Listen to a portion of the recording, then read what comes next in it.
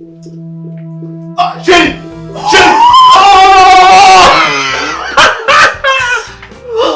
Mtoto wangu! Zunguka! Ona kibuno! Asa neza warabyibushye Urabizi nende murarizo zona ariko. Yana rimbiza. So bagufashe neza gutyo. No, numva dufite umutipe twa Mucoma J. Uteka brushette imeze neza n'ikirayi kimeze neza. So uriko navuga ku kazi rero yanjye guteka nabaga naniwe nataga nicirayo akatamwita brushette n'ikirayi kimeze neza. Ku minsi ya anniversaire ya minsi mikuru isanzwe amafete nabwo nyine twamutumira bakaza kadutekera. Umeze ute? Cyameze neza. Wa. Tamusiga bisa neza kabisa ntabwo nakurusha pe. Njyewe ni bisanzwe nyine deja ikirere no kurya neza brushette imeze neza. Shida. Mungu wangu. Uyu ninde? Bebe. Utanye kumubebeza mu biki? Gifite n'amatatuwaje. Jesus. Nanjye kumbebeza mu biki? Wowe nawe bwanye muziranye. Kubaza ngo wowe na bebe wa Chapu.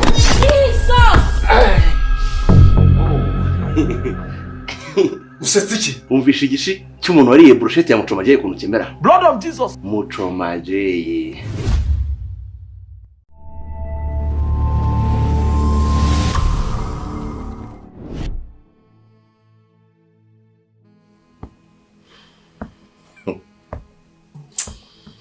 Ese utikiye kiba?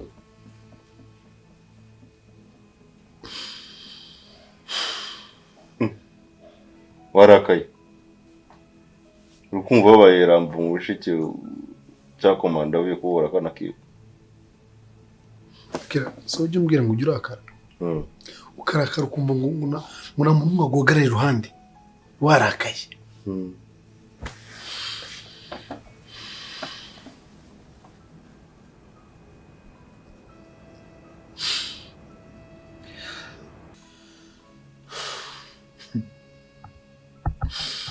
Ngundi kumva mfite umujinya urenze wose Satani yari afite umanura mu ijuru. Kira, nuzi ko mfite papa? Ntubizi?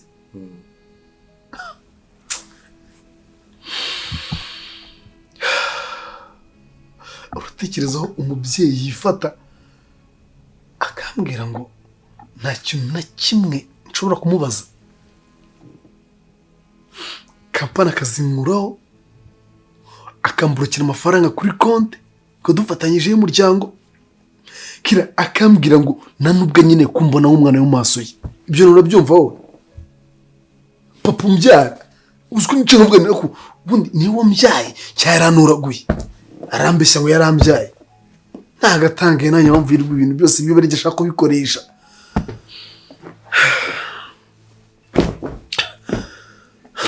Morafite.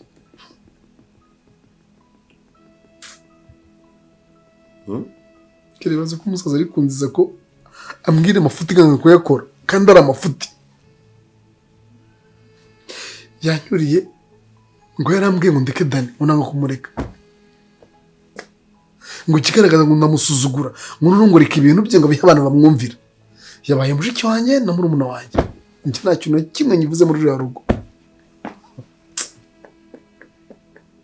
Papa yamfashe angira nk'imbwa. Angira nk'umwana watoraguwe w'ikinyenda rutazi se na nyina. Baby. Okay, ndabizi. Ntabwo mfite menshi yo kukubwira ariko mfite makeya aza kugira akamaro. Azagira? Agirira nde? Aza kugira akamaro. Wowe aza kugira akamaro not me. Ariko ntabwo biri ngombwa yuko uhashe kubera ko ntabwo naje narakaye. Sibyo? Ega byaratubabaje. Byaratubabaje bro. Niyo mpamvu twaje kugira ngo bigabanye uburibwe, sibyo? Okay, go on. Every man arakosa. Buri mugabo wese arakosa ariko akosa kubera impamvu yuko abagukunda cyane. Abakunda wamurakaje cyane. Kuko impamvu nakubajije narakaye nuko natekereje ibintu byinshi kandi byagendeyemo hagati yuko nari nafushye. imagine ushaka gukundana n'umudafuha. That's what. N'iki kintu mva kigufi. Wafuye ko njya gusura mama. Mama wambyaye waramufuhiye. Mama kwe ntabwo wawe. nafuye mama wawe ko bakigusura mama wawe kuko ni ibintu byiza gusura umubyeyi wawe. None wafuhiye ndabona Nafushije waruhari. uko wagiye ntiwamvugisha ntekereza ko hari ibindi urimo urakora bitari ngombwa. Kuki utateze amatwi ngo musobanurire unyumve? Gutega amatwi ni kimwe no kumva n'ikindi. Mbega yari ibikobokobo nta kintu kiri gucamo ngo wumve. Please put some respect. Sibyo. There is no need of respecting somebody who doesn't respect himself. You know that? Really? Yeah. The respect is a reflection of what you do. Niba wivumbura nk'umwana w'imyaka 5, how nzagufatane nk'umugabo nyamugabo, nk'umugentleman. Listen, nakubwiye ngo ntabwo nivumbuye. Narababaye nk'umuntu ugukunda. Kandi itandukanya kwivumbura no kubabara. Nabikoze kubera ko nagukundaga.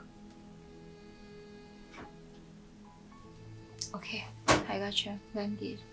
Kandi kagusubiramo ibyo nakurakariye. Wenda bwa rimwe nkumve undebereho urugero. Ariko mutega amatwi da. Naje kugira ngo umwuka mubi agatange nawe uveho.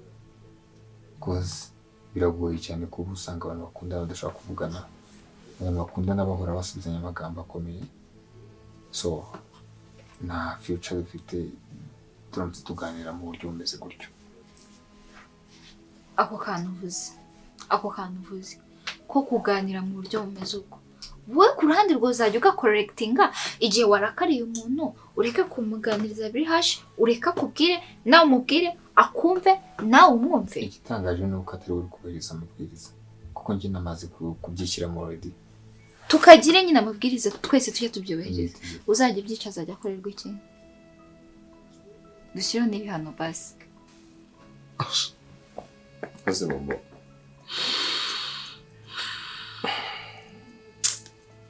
Ni kangahe muramubwira ko kuba umugabo birananirwa? Nubwo njye ndi kumvisha kubona umuntu nyine nkawe wari ukirimo ucunga amafaranga y'iwanyu ariyo ugendera. Ariko kirangira n'umukuru w'umuryango. Umukuru w'umuryango nyine ukumva ko utagomba gukora ibyawe, konti ya company ariko ari uzajya wumva ko uri amafaranga yo gukoresha ibyo ukoresha byana yawe se. Nzo numvaga ko papa azambwira ngo amafaranga aveho. Reka kira. Nje kara company kanje. Nubwo ari akanje rubizi ko papa yishyize amafaranga ye. Sibyo? Kujya byibuze ni Yesu. Kubera goya ngo ihagararire ntabwo bivuze ko ari yawe. Yego. Ariko nari mfite ububasha ku mafaranga. Ubu ntabwo ugifite. No muri company kwinjiramo n'abakozi bose bamaje kubimenya. Ntacyo mvuze.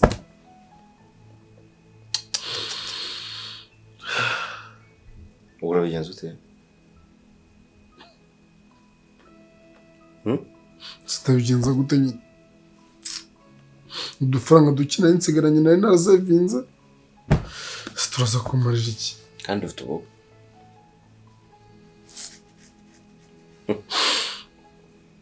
Nukuri nabwiye umugore ngo ajye kureba sare miliyoni 3. Sindakure. Se bobo nanubundi kwimvisha ukuntu nyine amafaranga yose wari ufite. Ntabwo wari ufite konti yawe nyine ugomba kubika amafaranga. Nyine twari dukeye. Nose amafaranga mfite kera amafaranga mfite kuri konti ni make. Nibazaga ko nimara gukora ubukwe nzadufata ngaduha umugore agakora business. Ntabwo ari twokoresha ubukwe. Wewe umvaga ko ufite konti ya company n'iy'umuryango nyine ari ibyawe. Kuko ari wewe nyine babihaye ngo bihagararire. Yego. Shida. Azunda bigenza gute? Iyahore. Tumushyira hasi tumukubita inkoni eshanu. That's what I wanted. Ni ikintu kinashakaga. I swear. Reko umukobwa azakubitwe 5 umuhungu akubitwa 10. 15. Ntabwo wabyumva ukuntu kuko ndi guseka bishimishije. I swear. At least ndakubonye noneho smile yawe yagarutse ku maso. Nawe urega yagarutse. At least I'm okay now. I can tell you. So I can hear you too. Babe, please. Yes, my husband. Forgive me. I already forgave you. Ntabwo biba byoroshye like buri gihe cyose wenda nicaye mu rugo telefone irasona ari abantu bampamagaye ku kazi ahita numva ko ari wowe umpamagaye. You have to learn to be a man. Kuki wumva ko igihe twashwanye uzajya uko approaching? Why can't you approach me first? This is what I'm doing. Nicyo ndi gukora ubu ngubu. Oya nako ka telefone ukajya umpamagara. Reka nanjye nakwishima mbonye twashwanye. twashwanye. Kandi kwifata mba nifashe nanjye umutima uri kundya ariko nkuko no umutima uri kuri nanjye uri kuri. Oya shireka mwaremwe gutereta. Bavuga ati sine mpamagara. No, nakwakira no. Twenya tugashwara uzakenera ko nongera nkaguhamagara. That's the problem. Ubuse nkubizi kigiye twashwanaga ari njye wamuhamagaraga kuki basi tafatiye ndavuga ati nanjye reka muhamagara. Kandi baby niteruye nkaza ukuguhamagara no kuzanga niki kiza. Navuye mu rugo I came ariko n'ejo naraje udahari so you see. I see. Hey, that's what I want. That's what I wanted. Ntabwo nyine nanjye nishimira kubona mu byanjye ko approachinga twashwanye. Urabizi ko nkunda. I love you more than you. Ngukunda kurusha uko nkunda. Did you come or I come? Let me come. Let me be submissive woman to my man. Oh my god. Oh my beautiful. Baby, I promise. Ntabwo bizongera sibyo? Ntabwo nzongera kurakarira. I've been missing you so much. I missed you so bad.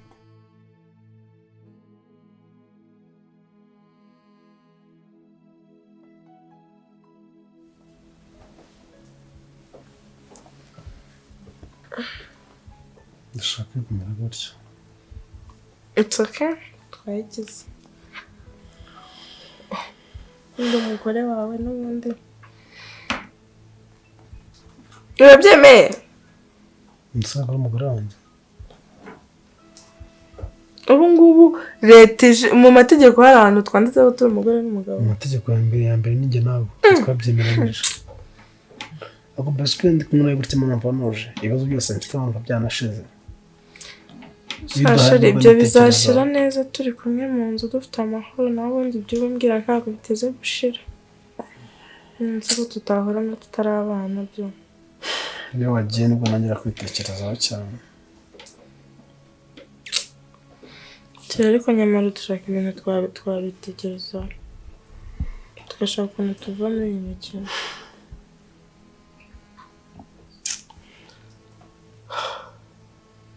Siburushanwa iki? Papa wanjye yananije.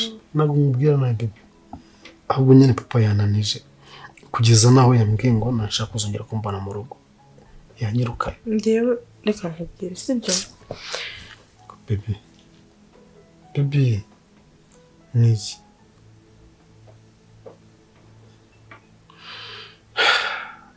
Tekereza ko papa yambwiye ko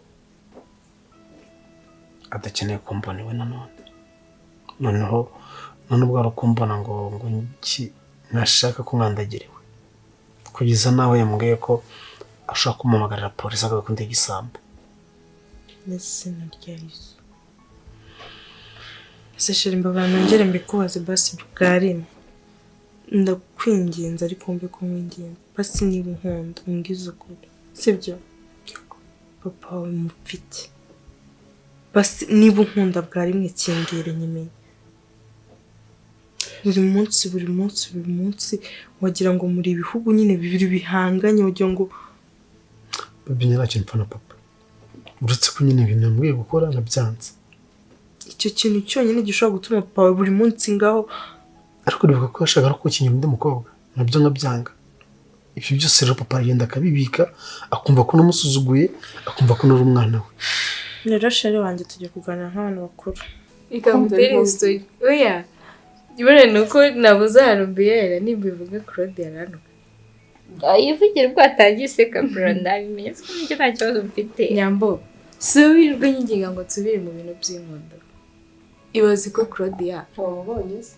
Yego ko naramubonye. Uzi nambara amaze iminsi ndwana. Uri mu rukundo? Hoya za Claudia. Nyambo buhari. No kurwanya intambara za Claudia se? Ndasheri. Aka kanya se kandi batangiye kurwana. Nguki byamaze kabiri se bahora bashwana umuhungu ahora yivumbura Claudia kurya bikanga kararazenguruka inzu jaza amukunda kubi ari gutanga ati ibyo borogo byakwiye kuba ari byo mu nzu yacu oya ibi bintu ariko nyambura umuvandimwe nese nagagera mu nzu yacu kurya bikanga iki ibaze ko maze iminsi neka nakwarura ushaje ndumva nabiryo nshaka ngo ubuse wa yariye nagahita maze neza ubu wari kugutekereza ese wa mwana we no ikintu kimbabaza ni ukuntu umuhungu yifata akivumbura Claudia nani ko sari izima nyine yaba yamukoreye muri sari cye kibazo ubwo ejo bundi umuhungu azisutswe yari yaragiye mu cyaro aza nsange mu rugo Claudia yamaze iminsi ine mu cyaro umuhungu aza yahasaze mbabarira umamagare Claudia ngende kumuhamagara namere ikananira ndi kuyihamagara rimwe ikahita ivaho ndambwira ati kwa Claudia ni mu cyaro murusha kuba yaramushiranye cyangwa se charge ikaba yaramupfanye ngo yanga ibyo ntabwo mzumva ngo hari ibindi bintu muri kumisha ndabimwumvisha mbona umuhungu agurutse wagira ngo arabyumvisha uyu saje uwo munsi baraye bashwaye rurashya ruraka ariko nyine ngo jange baze ngo kugira ngo umuntu aze nkaho yarankumbuye anyakire neza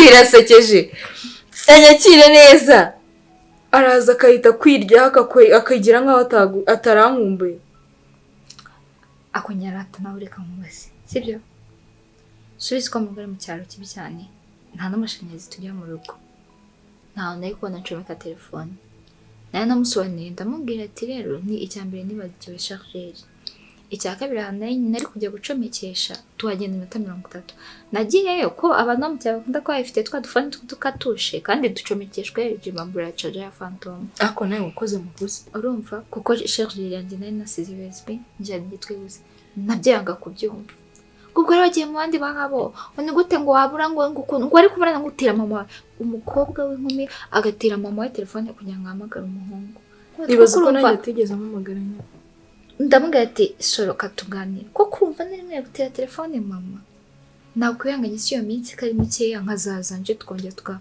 tukabonana yanga kunyumva na n'ubu yarivumbuye ubushize twabivuganye narabikubwiye ariko munyemera mbanze mbigusubiriremo sibyo basiriwe ni umuntu mukuru sibyo nawe uri mu nzira zo kwitwa papa ntabwo ukwiye kuzajya uvuga ngo papa wanjye nawe n'ejo bundi ukitwa papa w'umuntu rero ntabwo ibintu byose uzajya ugendera ku bintu byose papa wawe niba avuze ibi ucaha niba avuze ibi ugomba ko nawe ufite kwitekerezaho nk'umuntu mukuru ugafata umwanzuro wawe ku giti cyawe nk'umugabo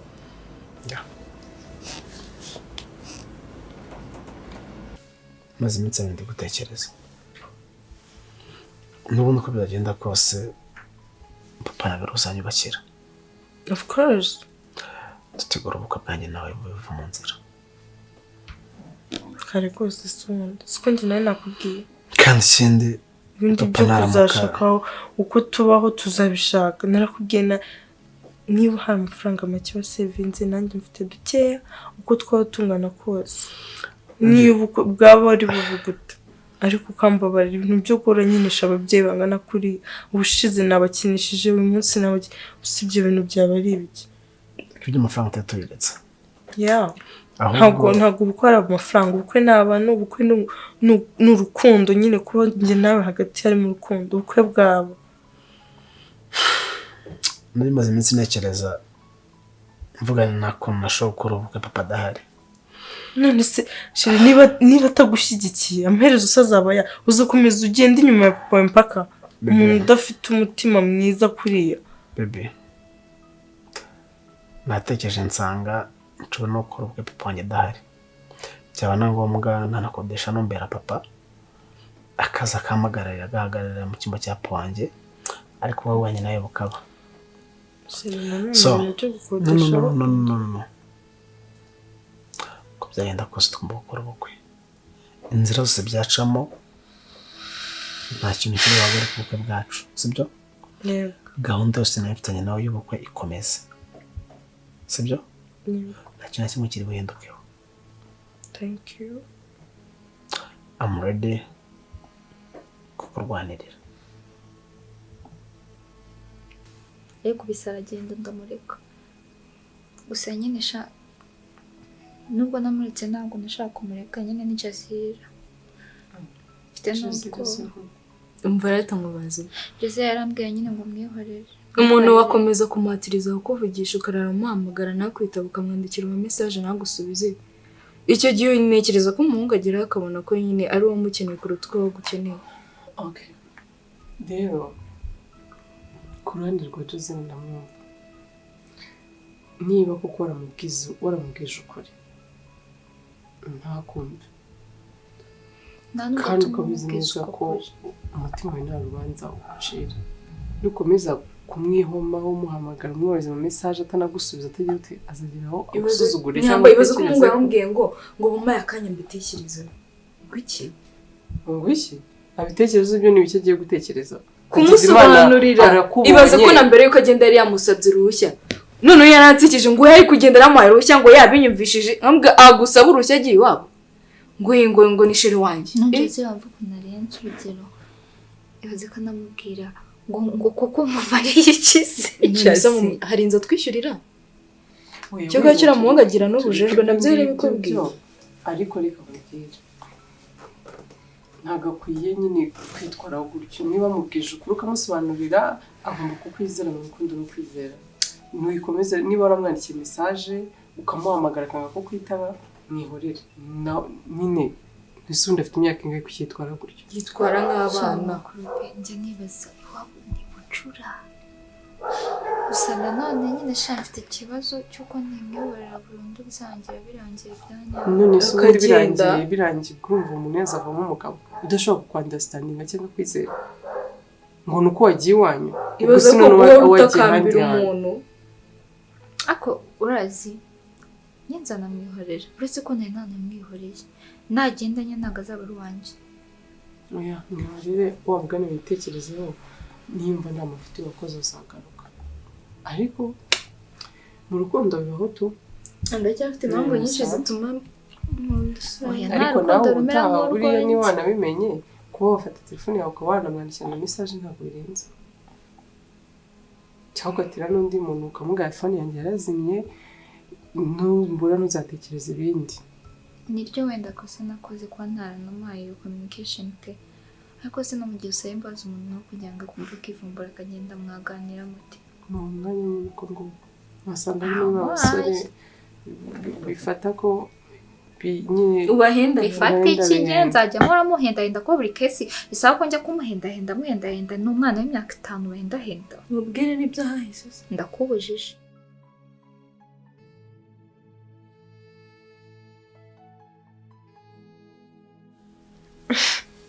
nyine kamkureba sa kunyira igita yego kunyira igita ariko baby hari ikintu nshaka tuvugana it's okay maze iminsi mbona ko papa wanjye ashaka ko nyine duhangana kandi ikindi maje kubona ko papa nyine yangize nkaho namufite ntacyo nabandi cyo ntabwo naba ndi umugabo umuntu agutwara uko wamweretse ko nyine kiri umwana imbere ye si ikibazo aho papa abashaka kudutwara nyine ngo ntacyo tumaze abana bose biwe kandi twe twenyine n'abantu bose arabusuzugura nyine kubera ko we yiyumva narabibonye ubushize ubwo ameruka natekereje rero nsanga kuba umugabo kandi ngomba kuba umugabo nyine utagendera ku mabwire ya papa we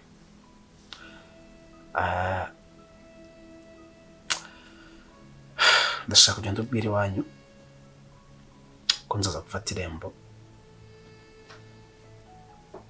nta kibazo na kimwe ikindi kandi niba biramutse bikunze tugakora umurenge and then amafaranga dufite tugashaka business dukora ibintu wenda by'uko wenda tukabyihorera noneho amafaranga dusigaranye nyuma yo gukora umurenge tugakora business nye nawe sinzi wenda nimba papa yabyemera ariko ngiye ku ruhande rwanjye nta kintu na kimwe nshaka kubwira papa dushaka gukora ibintu byanjye ku giti cyanjye. Sheri mubwire. Ndakumva. Ngewe ku bwanjye nta kintu na kimwe nakanga ukinsabye. Erega icya mbere ni urukundo hagati yanjye nawe, sibyo? N'ubukwe ni ingenzi, ni ikintu cyiza, no gushishamo famiye, ariko icya mbere ni uko abantu baba bakundana. Ubukwe bushobora kuba nyuma bikagenda nabi mukanatandukana kubera nta rukundo ruhari, ariko ikibazo ni kimwe, papa wanjye ibintu byose abifata nka zero, tudasezeranya mu idini imbere y'Imana. Nta gusezerana imbere y'Imana, sinzi ukuntu papa wanjye yabyakira. Igihari ni iki ngiki rero, amahirwe ya nyuma, choice ya nyuma mfite, amahitamo ya nyuma nyine, ya nyuma yakanga nyine. Ubwo ashaka igitekerezo cyawe. Ayahe mahitamo? Eida, turagenda tubwize papa wanjye ukuri, tumuganirize, tumubwire amafaranga dufite, tumubwire yuko dushaka gushinga business, ugacuruza nanjye nkacuruza, twembi tukiteza imbere, ubukwe tukazabukora nyuma. Tukamubwiza ukuri nyine, ubwo ikivuyemo tukakira icyo. Kwa mugani. Ariko benetse gato, kandi rebe niba yanako ndazi kuganiriza sister wanjye, mbanze mbimubaza mbere yo kwibwira papa. Ako bebe w'umugani turamutse tuje nkabona na papa wawe, nyine nkamubwiza ukuri ku bibazo byose ndi gucamo, kubera ko ni umuntu w'umubyeyi kandi nawe yakumva, sibyo? Nkamubwiza ukuri, nkamubwira uko bimeze, noneho tukanabimusaba nyine, tukamubwira icyo gitekerezo, tukumva ko ari cyo yadufasha. Niyo mpamvu ngiye kugera mu rugo nganiriza sister wanjye, inama ari bumpe. Mwishiri, nabuze ikintu cyakiriye concepts. Nukuntu buri kuri ibi bintu by'abana cyane, n'ukuntu budashaka umwana.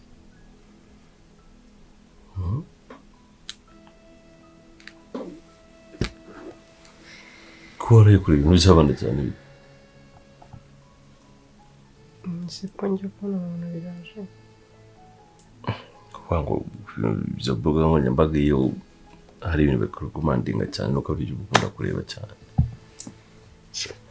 Nawe ntabwo mbizi.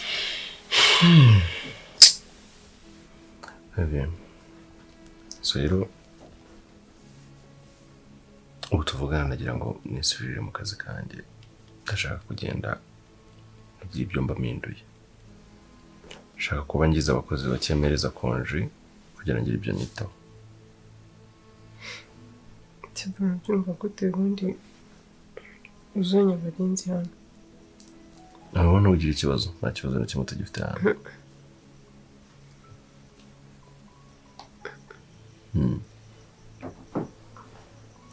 Ejo nashizeho abantu bagomba kugira ikibazo ufite. Ejo warabashyizeho? Ubu ngubu umuntu wese wakwinjira hariya yahita afatwa. Mana, tuje imbere yawe, tukweretse ibibazo byose Mana turi gucamo, turakwinginze Mana, mu bibazo byose turi gucamo tubinyuremo neza, kandi Mana ndakwinginze ngo urebe imigambi yose dufite uyihe umugisha, kubera ko twe nk'abana b'abantu ntacyo twakwishoboza. Mana, mwaritse urukundo rwacu, ndakwinginze ngo uruhe umugisha. Ndakwinginze Mana, umubyeyi wa Daniela, igitekerezo dufite azacyumva Mana, kandi ubukwe bwacu uzabaho umugisha. Amen. Amen. Mana ibyumve. Nta kibazo. Kubera ikiza? zikumva ugiye kuzaba udahari nyine cyangwa wa muntu cyagiye usanze gusohoka hano mu nzu mukarwana nyine atazongera akaza udahari. byabitinyuka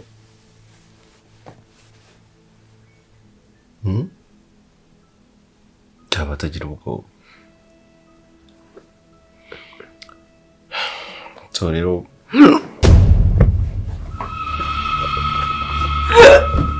Chérie.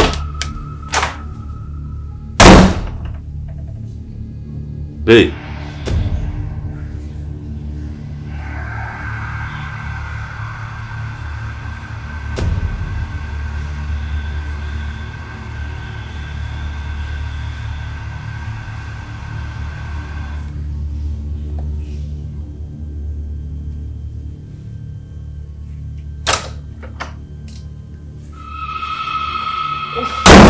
Chérie. Namoro.